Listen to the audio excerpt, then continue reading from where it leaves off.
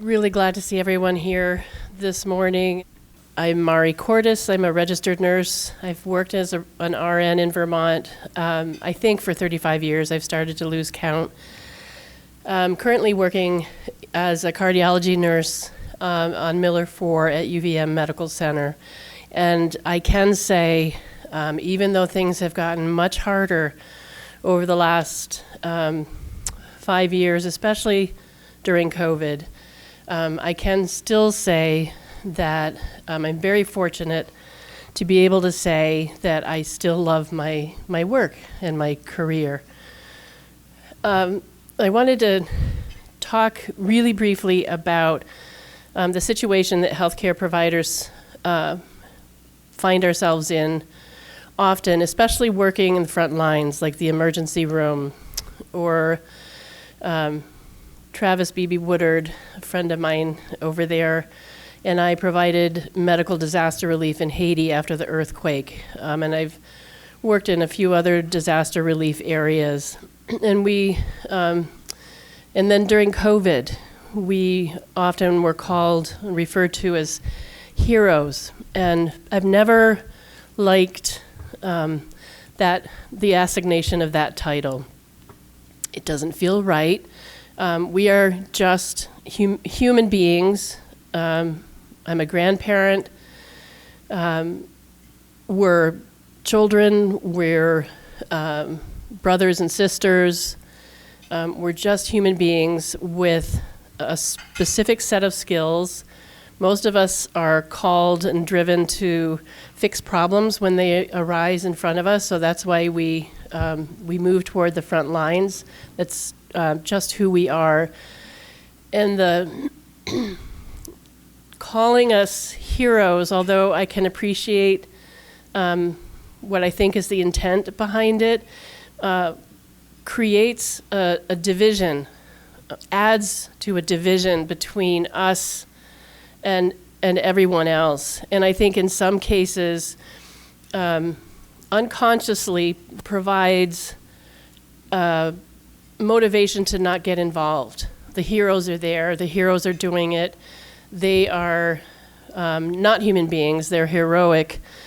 And so I appreciate the well wishes, and what I would rather, I think what we would all rather, is have really good working conditions, safe working conditions, and yes, an acknowledgement that our work is really hard, and that our work is valued.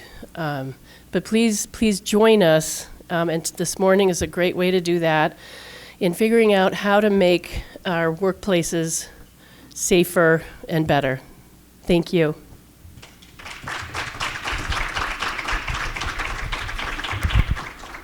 Good morning, everyone. My name is Rachel Jolly. I'm the director at the Burlington Community Justice Center. We are part of CEDO, the Community and Economic Development Office in the city of Burlington. And this morning, we're going to hear from 3 healthcare professionals who are victimized in the workplace. So I want to invite the three healthcare professionals that we're going to be hearing from today up to the table. We have Jill Maynard, who is the Director of Nursing at this Southwestern Vermont Medical Center. Mark Sacco, the Emergency Department Manager at Mount Ascutney Hospital and Health Center, who's also a nurse. And Matt Luft, a nurse at the UVM Medical Center. Well, I'd like to just take a quick survey around the room. Just raise your hand if you've ever been physically assaulted at work. Now, anybody raise your hand if you've been assaulted in the last 3 years? How about the last 1 year? Look around. How about in the last 30 days? Yeah.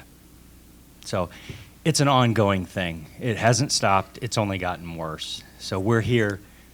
The 3 of us just represent a small amount of healthcare workers who have been injured, both physically and mentally. So we're going to share our stories. As Mark said, healthcare in our department has really changed in terms of our risk for violence in the last decade and a half. I was talking with Dr. Ben Smith earlier when I first arrived today, and it's kind of always been part of what we do in the ER. We deal with some irritable people. But in the last 15 years, there's been a change in the way that that patients and family members react. And there's been an increase in violence against staff. I have been personally punched, kicked, headbutted, spit on, yelled and screamed at. The story that I mostly share is from about 18 months ago. I had a patient that was brought in by the police department. They were transported by 5 officers because there was such a concern for officer safety. And the plan was they were going to be left in our department to be cared for by healthcare workers. And that is the legal plan in those cases, that this patient who was so unsafe they had to be transported by 5 police officers would just be left in the care of nurses and doctors. Before the police left, I asked that they stay in the department but stay out of the patient's room. I believe strongly in removing coercive elements from a patient's care, so I didn't want a police officer at the patient's bedside while we got them settled. One of our nursing staff, one of our mental health techs were at the bedside and kind of explaining some ground rules. When someone shows up, especially for a mental health evaluation, we ask that they leave their belongings with us for their safety. And they initially refused. The bedside nurse asked me, I was working as a charge nurse at the time, to come in and just kind of calmly explain what our process was. And almost immediately, within 30 seconds, the patient escalated, and they punched me in the face, just like that. And I was knocked unconscious. There was a security officer just outside the room, one of our staff, who tried to step in. He was also punched in the head and was knocked unconscious. One of our nurse, David, he tried to get in between me as I bounced off a door and the patient, and he was pushed out of the way by that security officer, and then the 5 police officers came in the room with guns and tasers drawn. And that was the only thing that stopped this person from continuing to attack and continuing to harm our staff. I don't know what would have happened to me if I would have been hit again. These are kind of the unknowns of a violent encounter like that. But that patient was eventually brought to prison for that evening, to jail, and lodged. But that involved waking up a judge. It involved a conversation between an attending physician, psychiatry. That process was so different, so non-standard, that it took what felt like an act of Congress. It is common for our staff to be injured by a patient or a family member, and for that assailant to be given a ticket and then police to leave the scene, because those are not lodgeable complaints, even with injury. In the days, weeks, months, now years after, that has changed the way that I interact with other patients. It has changed the way that I deliver care. In the immediate aftermath, I had chronic headaches and irritability. I had kind of classic mild TBI symptoms, but it really changed the way that I delivered care to other people in our community. UVM, our emergency departments are the safety net. We care for everyone. There is not a person in this room that hasn't had either themselves or a family member, a loved one cared for in an ER. We're always open.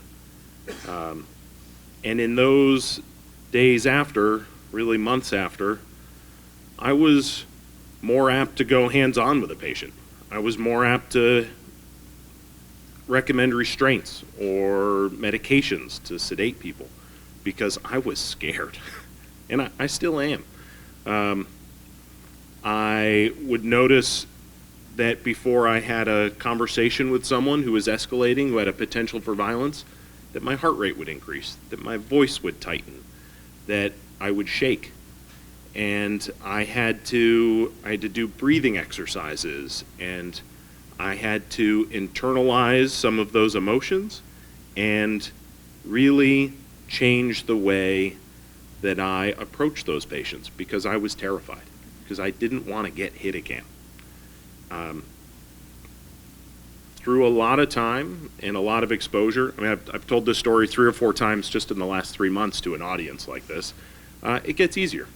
The first time I broke down sobbing. This is hard for me right now. But the reality is that it doesn't just affect me, it affects my coworkers. It affects the other patients that I care for. It affects the community that I have to care for. This has long-standing rippling effects. And here, a year and a half plus later, it still changes the way that I deliver care. And that's not fair to the other patients that I care for. In my family, both my wife and we are both nurses in the emergency department. She heads up the forensic program for the state and for the university.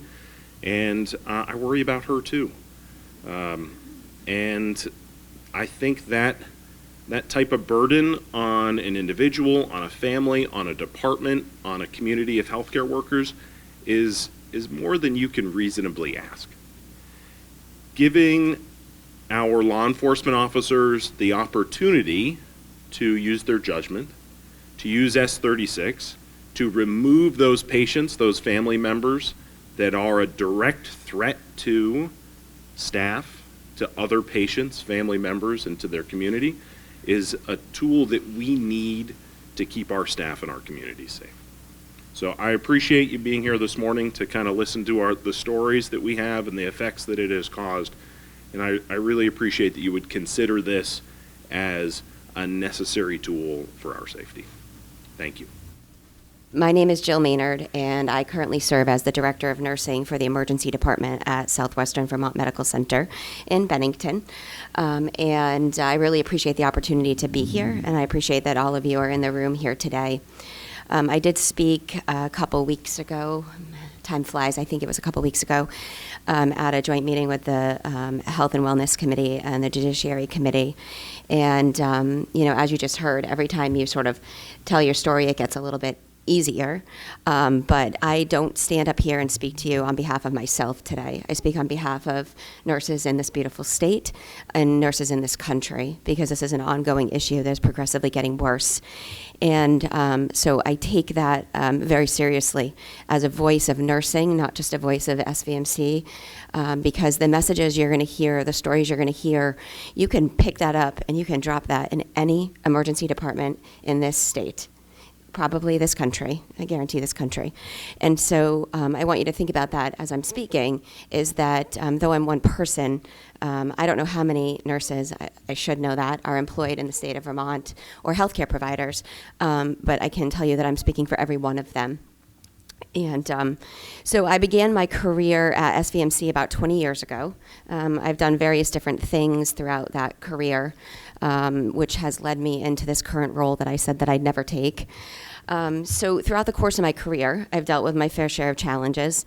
We've had struggles of all different kinds, and those of you that are in healthcare, you know that, and probably can speak to that as well. However, when I look back over the last 20 years and I think about those challenges, there really is nothing that compares to this. There's nothing that compares to what we're going through right now. And what's going on in our emergency room and those across the state, we're literally under siege every day.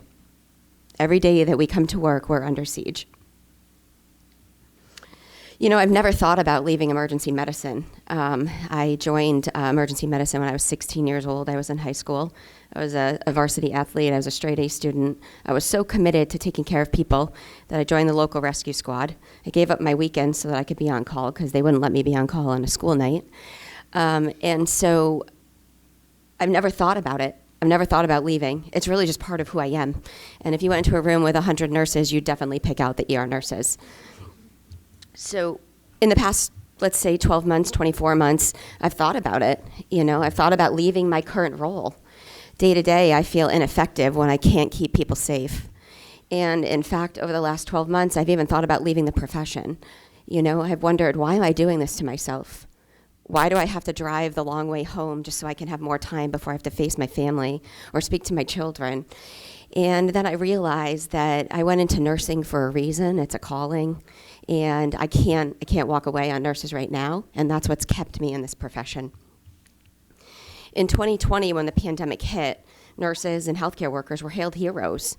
The communities, they practically rolled out red carpets. They showered us with gifts and food, public displays of support. They donated protective equipment. They bought it, they purchased it, they Amazoned it. And now here I stand in front of you in 2023 to let you know that those same people are now using nurses and healthcare workers as punching bags. Nurses in emergency departments are there for you on your worst day. They're there to hold your hand when you're injured or ill. They sit with you and they review the options that the physicians provided you. They help you understand all of the medical jargon. They sit down and they cry with you after you've been told that your son, your husband, your friend, your neighbor has died. When you walk into an emergency department, it's the nurse that identifies your life-threatening condition. They swiftly jump into action to ensure you have the best chance of survival. What we do is we step into what is your life-changing event. We walk alongside of you, lighting that path. Sometimes we even carry you when it's the darkest moments. Workplace violence has always been an issue. It's something that we've seen. However, the instances have dramatically increased over the past 3 years. Not only have the number increased, but the severity of them as well.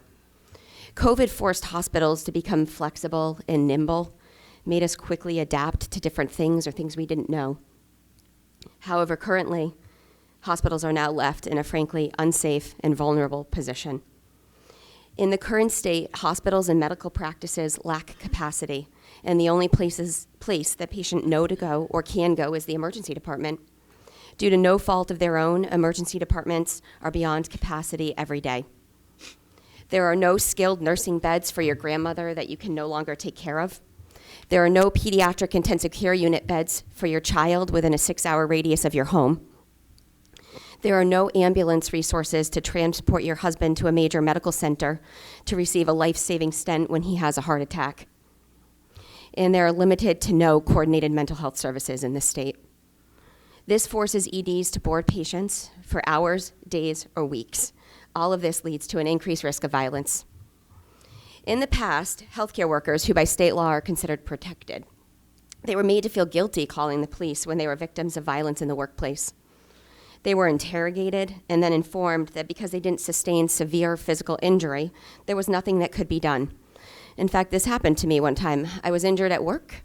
I had a 12-week recovery. Because there was no outward physical sign that I had a nerve injury, there was nothing that could be done. That individual had no consequences for their actions. There were no charges brought. And that person, in fact, was left in our ED for 3 more weeks, terrorizing our team.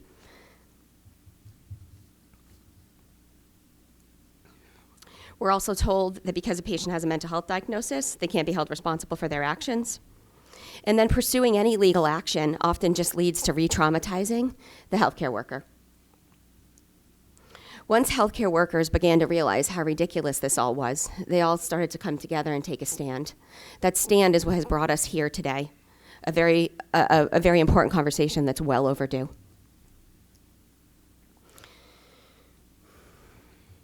Healthcare workers have come to acknowledge that they're victims in a system where they have to continue to be victimized because the assailants are allowed to languish for days, weeks, close to months in emergency departments without any consequences for their actions. Incidents of workplace violence not only threaten the safety of the healthcare team and the patient, they threaten the safety of an entire community. These situations often require multiple staff members, and in a small ED like ours, it can take the entire clinical team and the entire security team, and all they're armed with are their hands. It means that we have an entire department of community members that have presented seeking emergency care that are left unattended. This might be one of your family members, and the physician that they so desperately need to see is across the hallway being assaulted. I've been spit at, kicked, bit, had my hair pulled, been sexually harassed for hours on end, had my life threatened, And on one occasion, I was being stalked by a patient who threatened my life with a weapon that was later recovered in his vehicle after he was brought to the ED on a mental health warrant related to a threat to commit a mass shooting, and there was probable cause to believe that this was legitimate. I just want to be clear. He was transported with 4 armed police officers. The community was put on lockdown. Law enforcement agencies across the state were called in for support.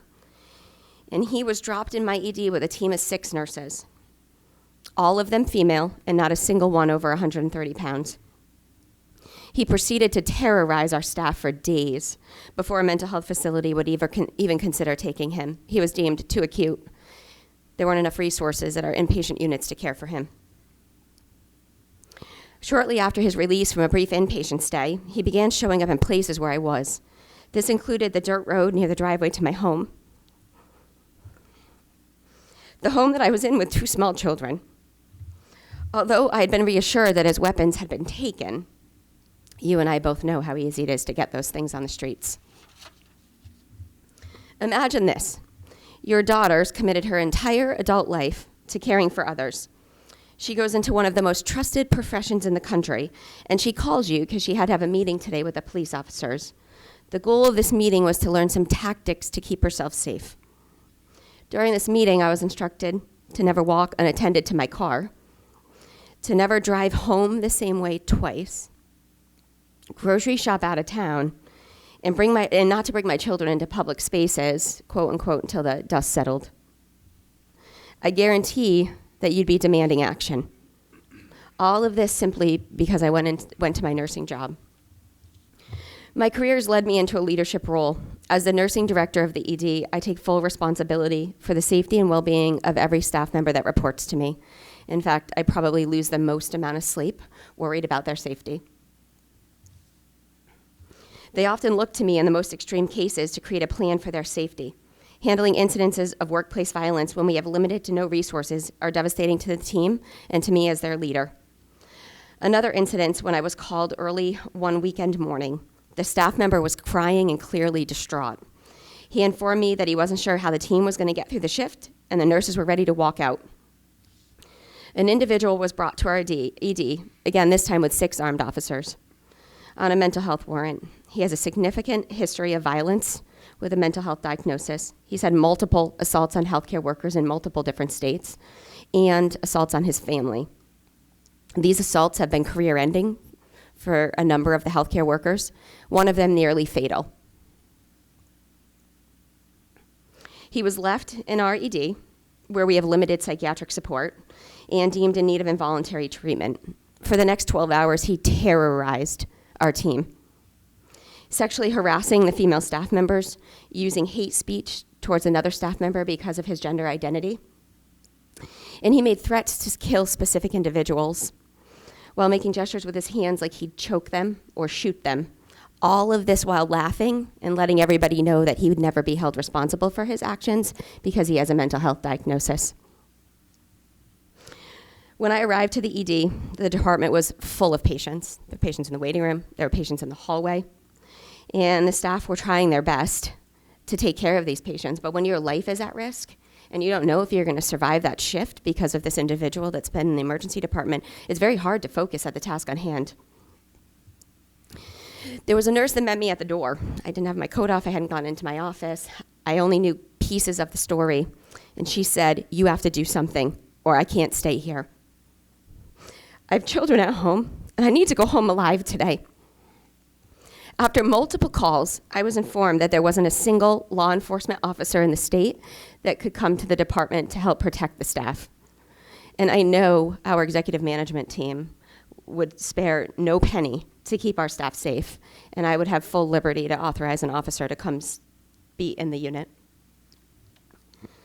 When I met with the patient, he looked through me in the most bone-chilling look, and he said, "Today is your day to die."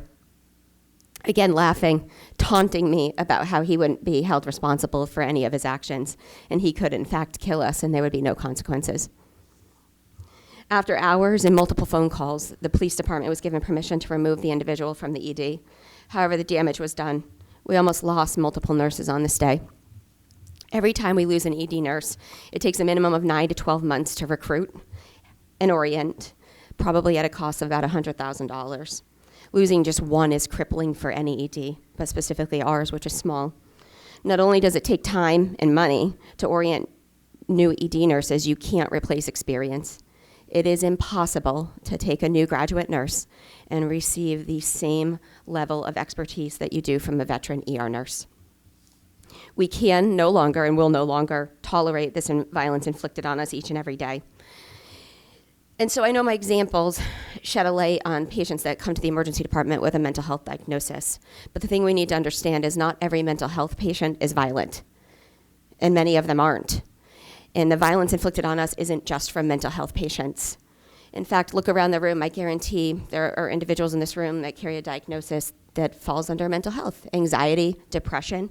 I'm sure you've been in tough situations and you've not beat up the people around you or thrown things at them, sent chairs hurling across rooms. So I don't want you to leave here thinking that this is solely a mental health related problem. Last week, while working clinical shift, I still work clinical shifts despite my leadership role, I had coffee thrown at me by a parent who was angry because their child had COVID and I needed to put on some protective equipment so I wouldn't get sick. It took an extra 30 seconds for me to answer the call bell, and he was very angry that the remote control for the TV had batteries that didn't work. So I left a critically ill patient to answer that call bell to have coffee thrown at me. Thankfully, the gown covered my skin so I wasn't burned. I had another patient in the waiting room try to throw a chair at me because his complaint was not nearly as life-threatening as the individual who came in unresponsive in front of him, and he didn't believe that I acted quick enough. So I could go on, hundreds of stories like that of violence that are inflicted on us by visitors, individuals without mental health diagnosis. Every day I walk out of the ER and I wonder which one of my coworkers is going to be hurt tonight. Frankly, that is absolutely unacceptable. What we need is support. We need help. We need this bill to pass. We need the ability to have the police officers remove individuals who are violent and assault our healthcare team with or without significant physical injury. And there were some questions raised recently about, well, what happens if it's a grief response? What if you tell a parent that their child's died and they get angry? With trained medical professionals, there is a clear difference between someone who is grieving. I've seen that. I've seen a parent throw a chair, not at the doctor, but they were upset. They were angry. Their child had just passed away in our department. There's a clear difference between that and individuals who spend hours or days in our ED repeatedly terrorizing the team. So what we need is your support. We need this bill to pass. It's one step in the right direction. Handling workplace violence in our healthcare facilities is going to be multifaceted. There's multiple different angles that we have to take. And most organizations across the state are doing their part. They're, spending money, they're increasing training, they're adding de-escalation techniques, changing policies and procedures. They're trying to create more therapeutic environments in their overcrowded ERs. So hospitals are doing their part. So every little bit that we can do is going to help protect our healthcare workers and continue to allow us to recruit and retain our teams. So thank you very much for the ability to speak to you here today. I appreciate your time. I wanted to say two things before I tell you my story, because it's a difficult story. This is like domestic abuse, and this is why we need a special legislation passed, because we develop a relationship with our patient. It's like a marriage. We get in there and we are committed till we get done. So it creates this special bond, even with the dangerous ones, that we are committed to. It's like going into a spousal abuse situation. That person still loves that person and cares for that person, even though they're getting the crap beat out of them. So they need that extra step of protection. They need that little bit to jump in and separate them. So that's the first thing I wanted to say. The second thing, my friends at the house, I'm challenging you. I am challenging you. You all challenged us when COVID hit to step up and make it easy to get care. And that's what I'm asking you guys in the House, is to make this an easy lift. You can do this. It's a simple thing, and it's going to protect us. So, I've been in emergency medicine since 1986. I started as a volunteer firefighter. Quickly moved up into EMT and paramedic, and spent over 30 years as a paramedic. In 2008, I became an emergency department nurse, went straight in and into a busy trauma center. Now, I've seen a lot. I've been through a lot. My eyes are wide open when I go through this. I lost my paramedic partner, my relief, the morning of September 11th. And it was difficult to even tell anybody that for 10 years. I got the call the night before and said, yeah, I can stay longer. You can, let your relief come in on time. Don't worry about it. And then I sat there and watched with his wife next to me as the tower collapsed, and both of us knowing he was in it because he worked for the FDNY. So that was difficult. That was trauma. I worked for Danbury Hospital in Connecticut and was the receiving hospital for Sandy Hook. So not only did we take the few people that they were able to bring in, but I lost, friends of mine lost their children, people I knew. That was difficult. I had a friend who, we had an ER patient the night before, an elderly man, very paranoid, and he got admitted, but he wanted his jacket, he wanted his clothes, and the ER didn't let him have it. Well, when he got upstairs, he got up out of his bed, went to the closet, got his jacket, and what he had in there was a handgun. And he walked out into the hall, and my friend, who's a Marine and a nurse, saw this, and the fact that he was pointing it at the tech who was trying to help him, and he tackled him, knocked him to the ground, and then his nurse brain took over, because we care for people even if they're hurting us. And he backed up, and in that moment, he pulled the gun out and shot him 3 times, 2 in the chest and 1 in the chin. He survived, but we felt that. All of us in the ER who didn't check his clothes felt that. So even after that, shortly after that, I was assaulted in the ER in Connecticut. I had a severe head injury, left work, not cared for, ended up with major TBI, and I still came back to work as soon as I could, Christmas Eve, and they told me to go home. So after that, the police came to me and said, we need to tell you there's a credible threat that this gentleman who assaulted you wants to kill you.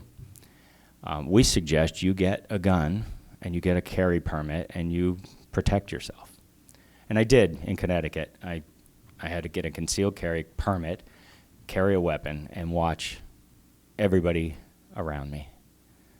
I finally came up to Vermont, quaint little Vermont, to semi-retire to Mount Escotney Hospital. Thought I'd just ride out the night shift in the ER at a little 7-bed hospital and quietly retire. And that didn't happen.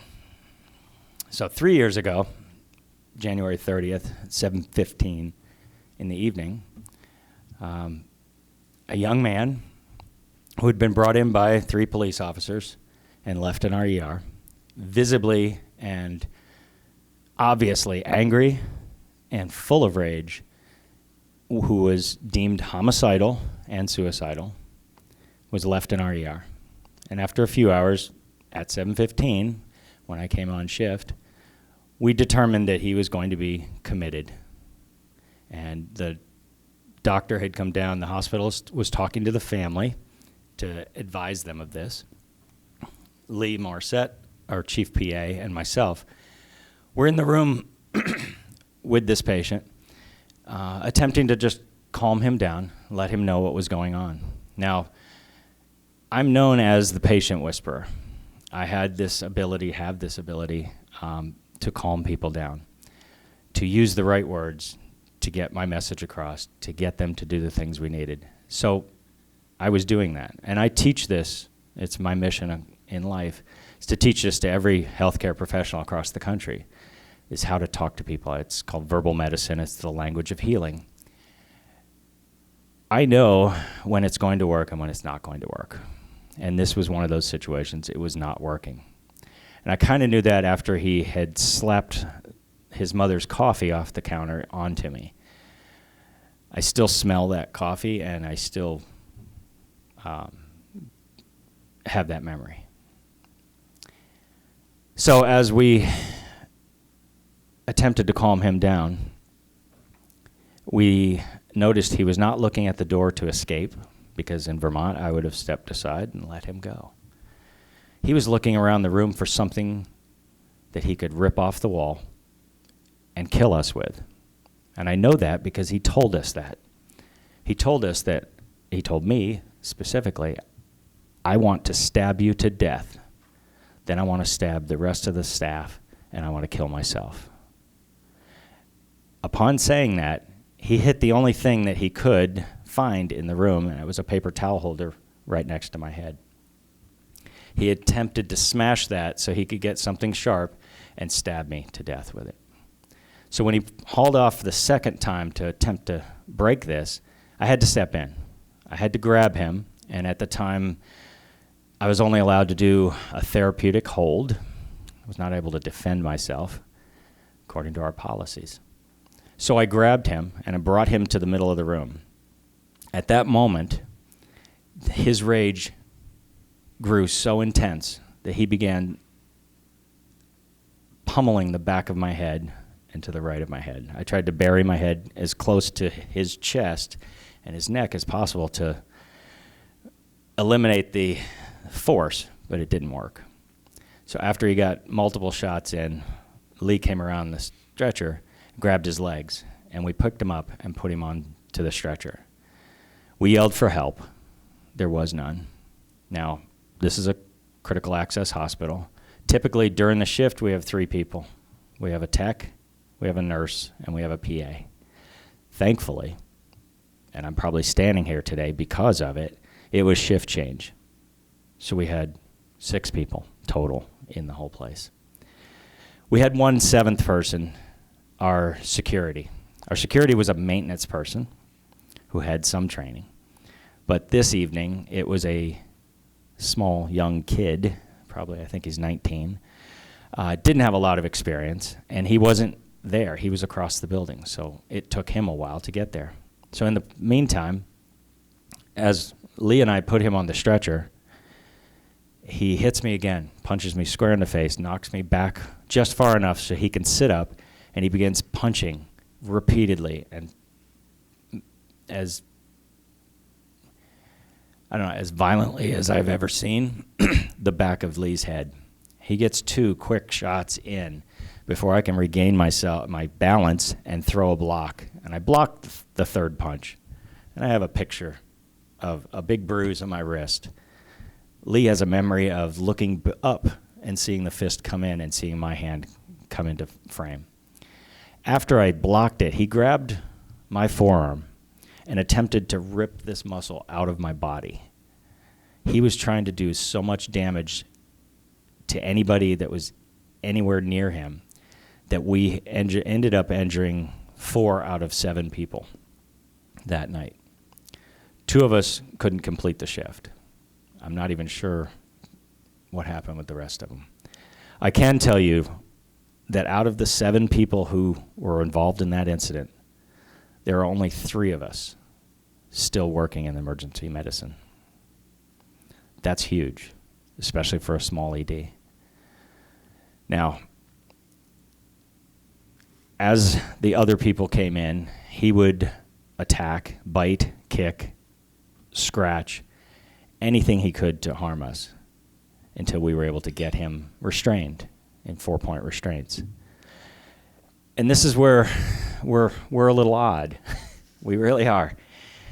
as soon as we had him restrained, he went into a panic attack. Instead of being the perpetrator, he was again the patient. And I immediately turned my nurse brain on, and I started caring for him. I started soothing him. I started rubbing his back. I started calming him down and getting him to breathe.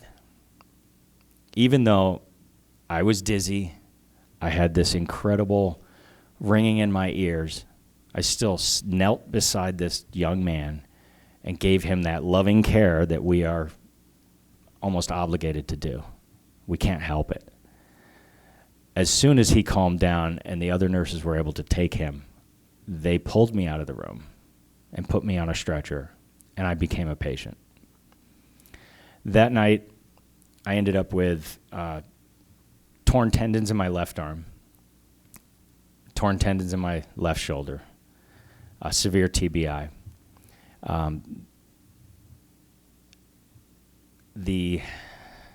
Let's finish the physical injuries first. The incredible ringing in my ears that I thought was just my tinnitus was worse because I got hit in the head. Turns out he hit me so much and so hard in this side, and I had poor hearing in this ear to begin with from being on the ambulance so many years, that I lost hearing in this ear. So I wasn't hearing more ringing tinnitus. I was just hearing less of the world.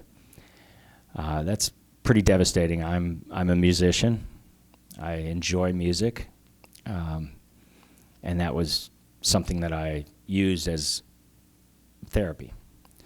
I can tell you since then, for about 2.5 years of it, I couldn't listen to music. It hurt to listen to music. It was confusing. It would give me a headache. So I missed that. I couldn't play harmonica. I couldn't certainly play drums. I couldn't even listen to the music. I recently have been able to, and it's become therapy again. Those are the physical injuries. Those are the ones you can see. I've got scars I carry from all of these. It's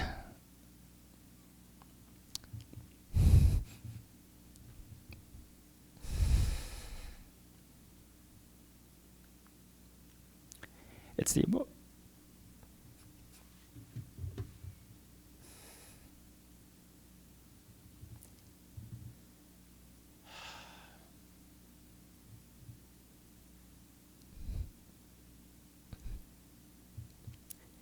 PTSD.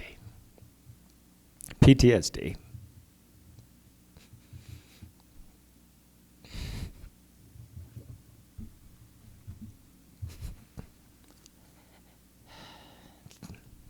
So I told you all those things that I've been through. None of them tipped the bucket of PTSD until this incident. This incident was devastating. Should have been career-ending, but COVID came along, and I fought hard because I couldn't see my brothers and sisters out there struggling with a pandemic, and they needed me.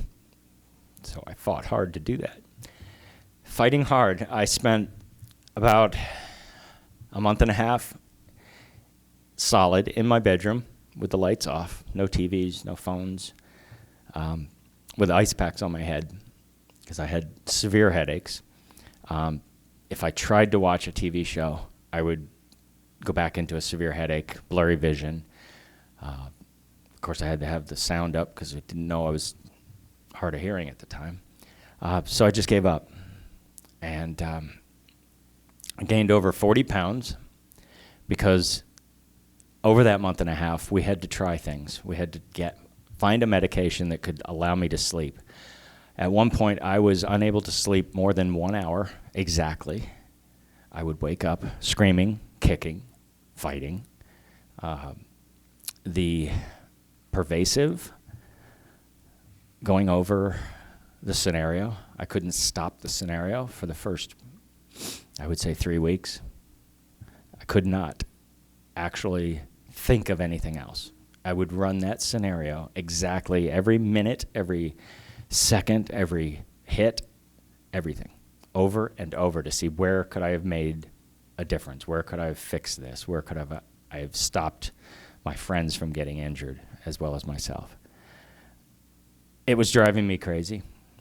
I was, at one point, remember I told you I carried a weapon. I gave that lockbox, which sat beside my bed, I gave that to my wife, and I said, even though I'm absolutely terrified and I need to protect myself, I need you to hide this. I don't want to know where it is, but if I need it, I need you to be able to get it, because I need to defend us. That's how I was living my life, and it was horrible.